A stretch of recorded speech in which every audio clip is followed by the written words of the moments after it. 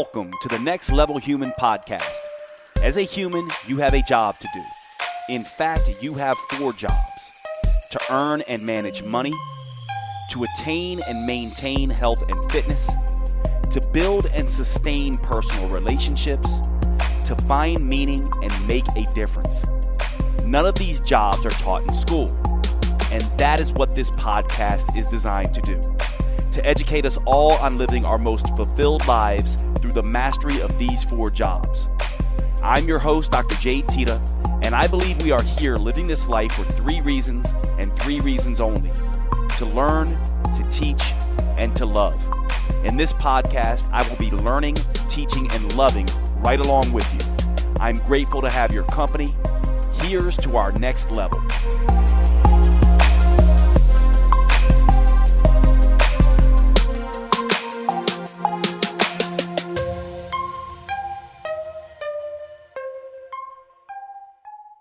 What's going on, everybody? Welcome to today's show. We are going to be talking about today one of the simplest, in my mind, ways to address this issue of creating a lifestyle that will work for you. One of the things that we need to understand whenever we are trying to create a lifestyle, and that really is what we are doing. We are creating a lifestyle that matches our uniqueness. We talk a lot on this podcast about the fact that we are each physiologically, psychologically different, as well as being different in our personal preferences. And of course, we all have practical circumstances that are different from every other human. And so part of what we must struggle with is, how do we create a lifestyle that we can live with and love and own and stay on indefinitely? In other words, we create this thing that we can do again and again without trying. Now, one of the big mistakes we make, especially if we are coaching people, because I know a lot of you who listen to this podcast are professionals. A lot of you are not, but there are, I would say at least 50% of you probably are professionals: doctors, chiropractors, nutritionists, personal trainers, etc.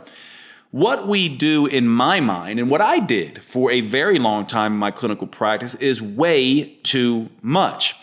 I'll tell you a funny story. I remember being in clinic at Bastyr University, where I did my medical schooling. And when I was in the clinic, I remember giving these big, long sheets of information to people. They would have, 10, 15 different things. Don't eat this, make sure you do this thing, work out this amount of time. I mean, just take this supplement too. Oh, do that, meditate as well. It'd be like this big, long list of things. And more times than not, people would come back and you'd be like, well, what did you do? And they would hem and haw and be a little bit embarrassed, but typically they would do nothing.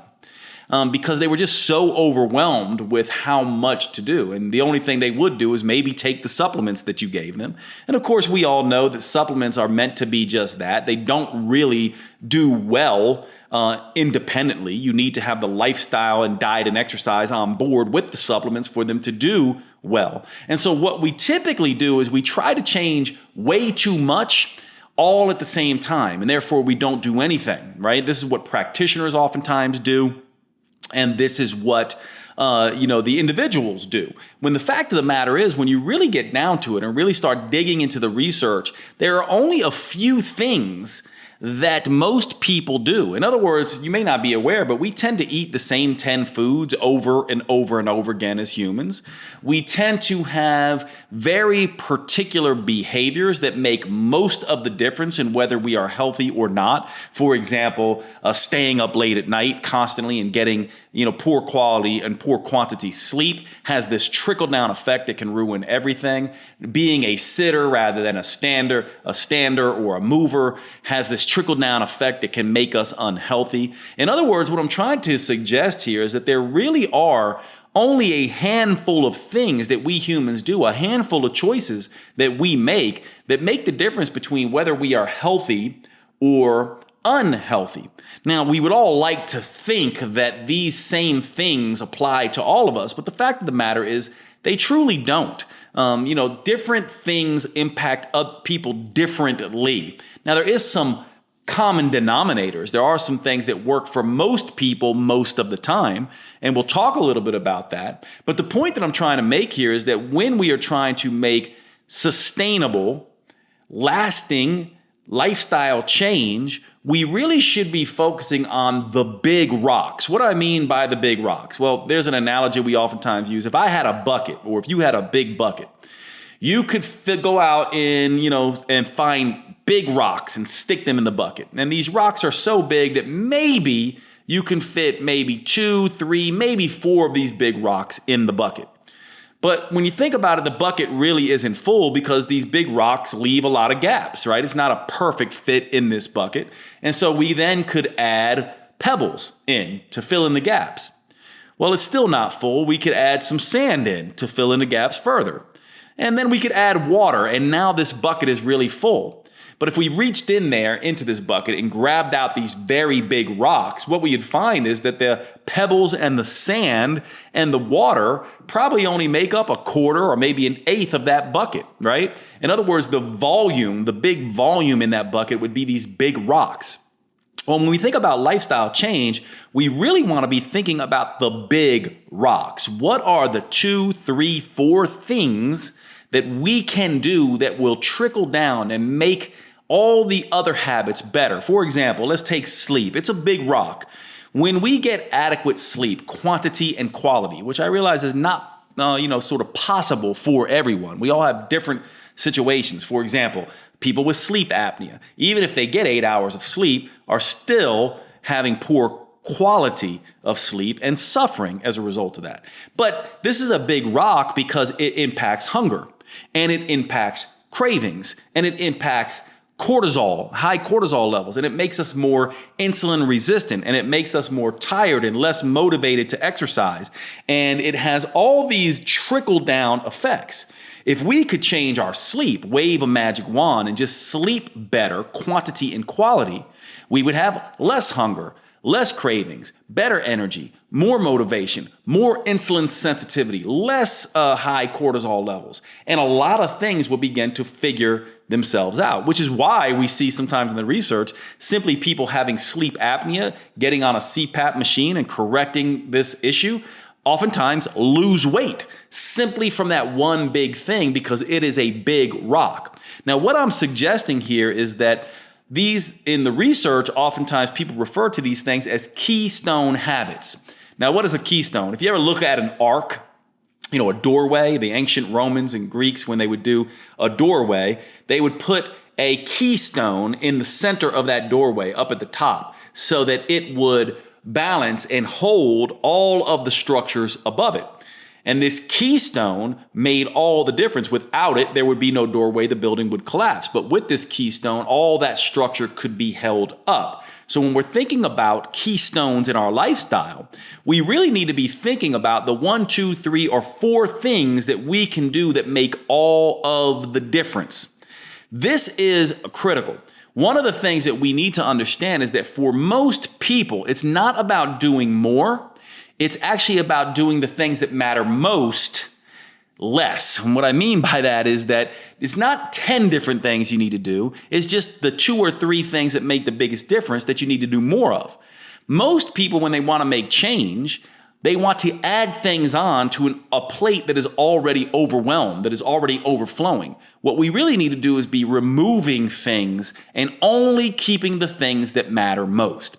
Now, when it comes to nutrition, what I want to suggest that you begin to look at very clearly is what I would call the 3 nutritional keystones, or the 3 nutritional keystone habits. What if there were 3 things that you could do with your nutrition that when you did them, all other things fell into place? Think about that for a second. What if there were 3 things that could keep your hunger, your energy, and your cravings, your sleep, and your mood in check, that balanced your hormones, that also accidentally created the calorie deficit? We oftentimes talk about this. There's 2 things required for sustainable fat loss. And I use sustainable and fat loss. I use those words on purpose always.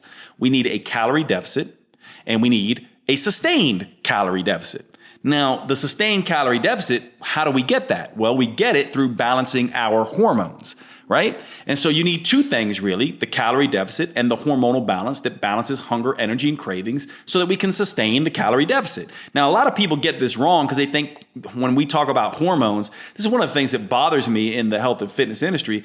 Too often people are like, my hormones are out of balance, and they're talking about things like estrogen and progesterone and testosterone. Those really aren't the hormones that matter most. When I mention hormones, I'm talking about the hormones that indirectly or directly impact hunger, energy, and cravings. We need to pay attention to hunger hormones, by the way, which insulin is one and cortisol is one. Cortisol can dramatically impact cravings. Insulin, if you are insulin resistant at the level of the brain, which can lead to leptin resistance, you are hungry all the time. And so when we talk about hormones, what we're really talking about is controlling hunger, energy, and cravings. And these are hormonal phenomena. I oftentimes say to people when they say, well, calories are all that matters. I say, well, how many calories does stress have? And how many calories does sleep have? This oftentimes makes them give you a blank stare. And part of it is because they realize they've just walked themselves into a difficult situation. They know conclusively, and research shows, conclusively that sleep and stress have a dramatic impact on whether we are able to lose weight and keep that weight off. Yet sleep doesn't have calories. Neither does stress. So why do they have such a profound effect? Because they're impacting hormones. And so you need both of these. And by the way, when we talk about quality of food, we're usually talking about the hormonal situation. So we need both a quantity and quality approach. In fact, one is not better than the other. They are both equally important. You need to control quantity and you need to look after quality. Quantity is about the calories. Quality is about the hormones. So when we talk about this idea of what can you do very simply, we want to be thinking about nutritional keystone habits. And I'm going to suggest, and I have suggested throughout my career, that we really begin to focus on three. Now, I'll be honest here. When you think about your three nutritional keystones, the fact of the matter is that these things take time often to figure out, we have to play detective in a sense to find out what are my three? What are the three biggest things? And this brings us to first a discussion about what works for most people, because you certainly can, in the beginning, we need structure and we need some flexibility. Think about it. All of our clients, or if you're someone who is trying to attain and maintain health, fitness, and fat loss, what we really require is we require simple steps. We require some structure. Tell me what to do. We need some certainty. But the fact of the matter is we're all different. And so that certainty only serves us for a brief period of time. And in the interim, we need some flexibility to tweak and adjust and figure out and change and adapt that structure. So I could give you three things to try, but I can guarantee that they're not going to be perfect for all people. You can use them in the interim as you begin to figure out what it is that works for you. And over time, you should be thinking about the three things that when I do them lead to accidental calorie reduction and hormonal balance, hunger management, craving management, energy management. By the way, it's not that you won't have hunger, cravings, and energy issues. It's that they will be under control. So when I use terms like keep your heck in check, HEC, hunger, energy, cravings, keep your hunger, energy, and cravings in check, I'm not saying you shouldn't have hunger and cravings. I'm saying that you should not be controlled by your hunger and cravings. So you want to come up with the three nutritional keystones, the three nutritional commitments that when you do these three things every single day, you are more likely than not to achieve the calorie deficit and the hormonal balance. I'm sorry to break into the show, but I wanted to take a second to cover one of our sponsors and tell you all about Paleo Valley at paleovalley.com. These are the grass-fed sticks that I tell you all so much about that all of my friends know I have on hand constantly. They are in my car. They are at my house. I keep them at my sister's home and my parents' house. I have these things everywhere because they are the simplest, most convenient whole foods protein supplement you can get. Almost like carrying around pure protein, low carb protein in your pocket. These Paleo Valley beef sticks are the only 100% grass-fed and grass-finished beef sticks on the market. They use organic spices. They are naturally fermented instead of using nitrates and nitrites that can be a problem in some of these cured meats, and they simply taste fantastic. Check out the original or the jalapeno. Those are my favorites. Please make sure you go over to paleovalley.com and visit. When checking out, use the code NEXTLEVEL for a 15% discount. Remember, our sponsors keep the show going by you giving them your patronage and spending your money on these high quality products. You actually do a few things. One, you're helping to support the podcast. And two, you are helping your health. And three, you are making sure that good quality companies like Paleo Valley can be out there doing their business, changing the world, making the earth better. One of the things you may not know about this is that grass-fed organic and grass-finished beef is doing something that is so utterly important for our environment, actually helping to repopulate the topsoil. A lot of people don't know this, but our topsoil is being extremely depleted. And raising animals, especially cattle, the correct way helps to get that topsoil back. This is one of the reasons why I love Paleo Valley. Not to mention it tastes fantastic, but they're one of these companies, like my other sponsors, Cured Nutrition and Organifi, that are doing the right things by the environment. I really appreciate everything they do, and I hope you will check them out. Thanks so much. PaleoValley.com. Use the code NEXTLEVEL. And now, back to the show. It is time to talk about one of our sponsors, our earliest sponsor, Cured Nutrition. This is a CBD company. Cured Nutrition is another one of those next level human companies that is doing amazing things in the world. Let me tell you a little bit about one of the things I've been doing with CBD here recently. There is some really interesting research showing that chronic cannabis users, these are people who are smoking marijuana, are actually down-regulating the cannabinoid 1 receptor. Well, guess what the cannabinoid 1 receptor is involved in? Well, it's involved in cravings and hunger. And there is some really interesting mouse research that shows mice given products that lower CB1 or being engineered with a lower CB1 activity actually eat less and are not obese as a result of that. And so I have been experimenting using CBD to lower hunger, to down-regulate the CB1 receptor, just the way chronic cannabis users tend to be very thin. And it has been working very well. Now, of course, the other thing that I use this for and have used it for since day one is Cured Nutrition has a product called Zen that is a mix of magnesium and CBD and some other really nice formulations in there that I use to help me sleep. I have notoriously bad sleep. My sleep still is not perfect, but the Cured Nutrition product Zen has made a big difference to helping me sleep better. And that is just huge. Now, of course, they have other products. They also have a product called Rise, which I do not use, but I have used in the past. It is great for those people who like to have a pick-me-up in the morning to focus better. So Zen and Rise are fantastic, but any of their CBD products used for downregulation of the CB1 receptor to help with hunger and cravings, if you're one of these people who is constantly overeating and on a diet, you find that, hey, when I'm on a diet, I get this crazy sort of hunger and cravings. This may be something you want to check out. So check out curednutrition.com. Use the code NEXTLEVEL. I get a kickback to help us have these discussions on the show. It's a great way for me to be able to do this work. So thank you for Cured Nutrition for that. Of course, Cured Nutrition gets the sale, and you get to work with a fantastic company that gets results with their supplements. I hope you will check them out. curednutrition.com. Use the code NEXTLEVEL. And now let's go ahead and get back to the show. Let's do it. Now, my three, I'm going to share with you right away.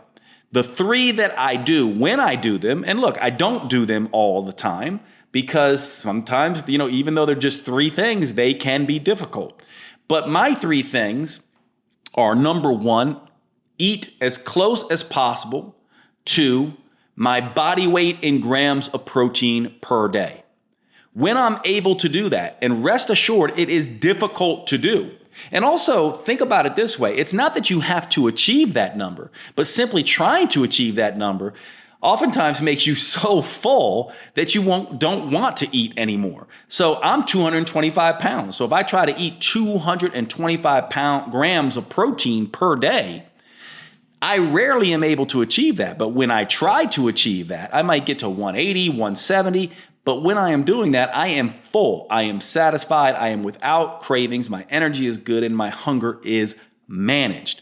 And so that's my first one. For me, I try to eat anywhere between my lean body mass and my body weight. My lean body mass is about 180 pounds. My body weight is about 225 pounds. So I try to get at least 180 grams of protein up to 225 grams of protein in a day.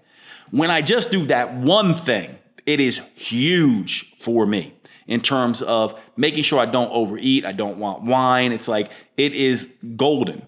Now, the other nutritional keystone or nutritional commitment that I do is one big, large salad every single day. So my body weight in grams of protein, number one. Number two, one huge salad, a big salad.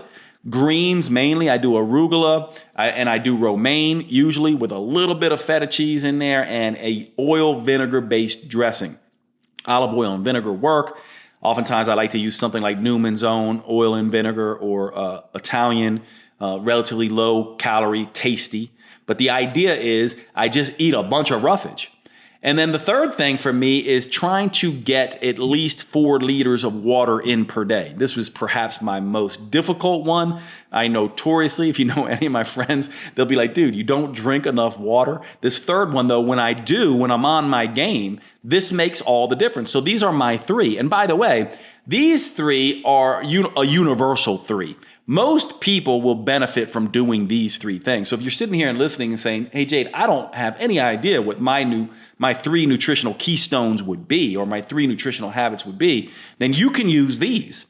Your body weight in pounds. And I know I have listeners from all over the place. So some of you think in terms of stones, some of you think in terms of kilograms, some of you think in terms of the American pound. What we're talking about here is pounds. So convert kilograms to pounds. Eat your body weight in pounds in grams of protein every day. Try to get that in. What that will force you to do is prioritize protein over everything else. When you eat this much protein, it displaces more fat and carbohydrates. Protein is the most thermogenic in terms of it takes more energy than any other macronutrient to digest. It's also the most satiating for the vast majority of us compared to fat and carbohydrates. Research shows time and time again, when you replace calorie for calorie, protein for carbs, or protein for fat, people lose weight, their heck is in check, their hunger, energy, and cravings are managed, and they accidentally create a calorie deficit. They almost always lose weight. Not always, but almost always. This is what you want to do. Now you might say, Jade, I can't achieve that amount. The point is just trying, like I told you, right?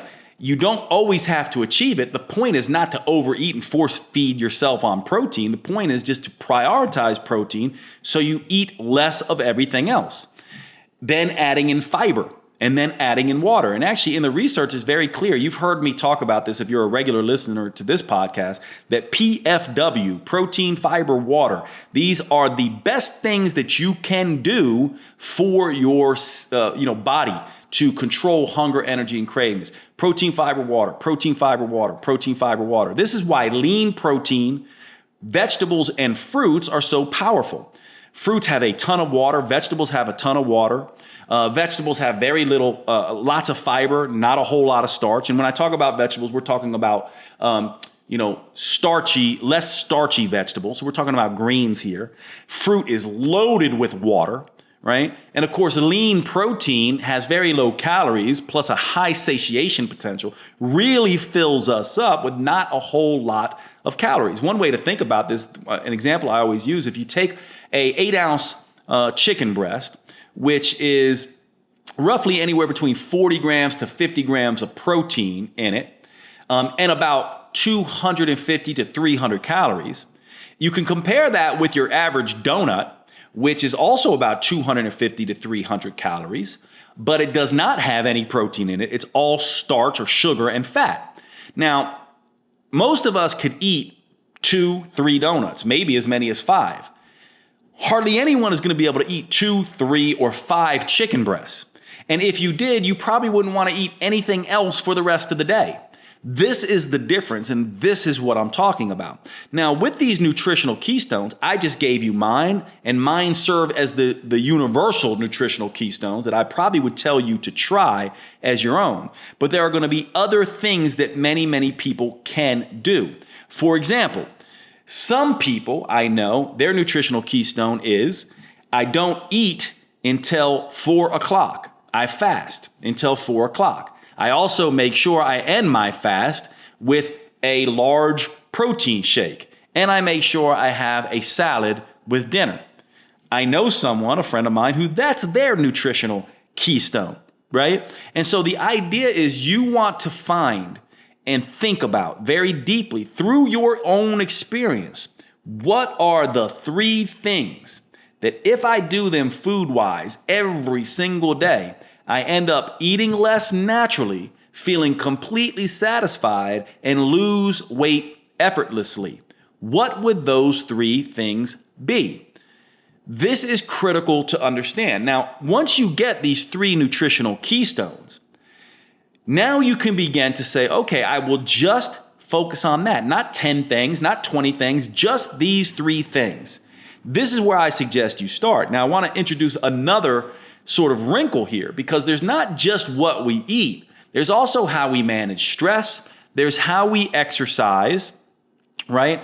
And there's this idea of, whether we move or not. Are we sitters or are we standers or are we walkers or whatever? I call these the 4 M's of metabolism. Managing stress, I call this mindfulness or mindset. Movement, whether we sit more often than we stand and whether we walk more often than we sit, etc. Meals, this is where the 3 nutritional keystone habits come in. And then metabolics. And metabolics are all the things that we do to stimulate or move the metabolism, like exercise, like supplements, like drugs, right? And so we just talked about the meals component, the 3 nutritional keystone habits. Now we can begin to build. Once we have them and that's settled, and perhaps it's the most important thing, then we want to say, well, what are the 3 mindfulness keystone habits that I can do? For most people, that's going to be sleep is going to be huge. If you can't sleep, then nap. If you can't nap, then meditate, right? But we need to know what the 3 things that we can do around managing stress are. Is it sleep? Is it talking on the phone to a loved one? Is it, reading a book? Is it a hot bath? Is it a pedicure, manicure, or sauna time? Or what is it? What are the things that you do to rest and recover? You need to choose 3 things there. And again, what I'm trying to do is simplify this, because for most of us, if we really get the 3 things that reduce our stress and the 3 things that help manage our diet, that's all we actually need. These keystone habits have trickle-down effects. They are the big rocks. Now, we don't want to do all at once, but I would suggest you focus on your 3 nutritional keystones. Then you move to your 3 mindfulness keystones. Then you move to your 3 movement keystones. What would that be? Would it be everything first thing in the morning I stretch and I do some mobility stuff because I tend to wake up stiff? Is it about getting my 10,000 steps in the day? Or is it about making sure I get up every hour to walk around? You need to pick what are the 3 things that I can do that make the biggest difference in movement. And then when it comes to metabolics, what are the things? Like for me with my metabolics, it's 1, take my thyroid medication. Because if I don't, I'm going to have an issue there. 2, get at least 1 workout in every week. See how I set the bar low? And 3, make sure I'm doing some kind of stretching and mobility work, because I tend to be someone who can become very stiff, and then I end up having joint pain, which makes me not want to work out. And so you can see that in each of these 4 quadrants, mindfulness, movement, meals, and metabolics, I can have 3 nutritional commitments, or 3 keystone habits rather, that make all of the difference. Right? So instead of having 100 things I'm trying to do that confuse the hell out of me and overwhelm me, and I beat myself up about them because I can't do them, what I do is I take these 4 segments of metabolism, the 4 M's, and I essentially say, okay, here's what I want to do. I want to have 3 keystone habits in each of these 4 segments, which means I never have more than 12 things that I really am focusing on.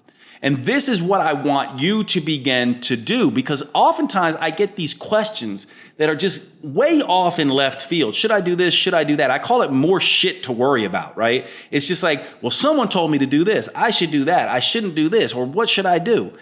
The idea is you should only do what's necessary and no more.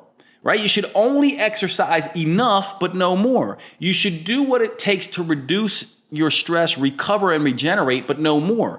You should focus on the things with your diet that make the biggest difference, but no more. You should think about what you need to do with movement, just 3 things, but no more. In other words, for many of you, you are overwhelmed with all this ridiculous stuff to worry about. Should I put butter in my coffee or not? Should I do interval training instead of this or that? Oh, this new workout came out. Oh, this new greens product came out. When you don't find your nutritional keystones, or your stress reducing keystones, or your movement keystones, or your metabolic keystones, you are out there in the wind being influenced by all this other stuff, thinking you must do all these things, when really it is much more simple than we let on. It just takes a little bit of practice. So what I want to suggest with this episode, and it's a short episode, but it's perhaps one of the most powerful ones, is that you begin figuring out what your keystones are. What I want you to do after this episode is I want you to sit down with a pen and piece of paper, and I want you to think about, when I do X, Y, Z, am I better off or worse off? And what are the simplest things I can do that are also the most powerful things that I can do nutrition-wise? Start there. Work with that for several months. Get your 3 nutritional keystones, and then move to stress reduction. Now, of course, if you're listening to this and you're like, Jade, I already got my 3 nutritional keystones, that's easy. Then I would say, good. Then think about what you can do with mindfulness and then the stress reduction component. But this is what we need to do. We really need to stop being so hyper vigilant about all the thousands of different things we can do. You are unique. I can guarantee there are only a handful of big rocks that will make all the difference for you. So starting now, what I want you to focus on, if you are someone who is struggling with health, fitness, and fat loss, is just these 3 nutritional keystone habits. And then the 3 keystones around stress management. And then the 3 keystones around movement. And then the 3 keystones around metabolics. Trust me when I tell you, this will make a huge difference for you. Thanks so much for hanging out at the podcast today, and I will see you all at the next episode.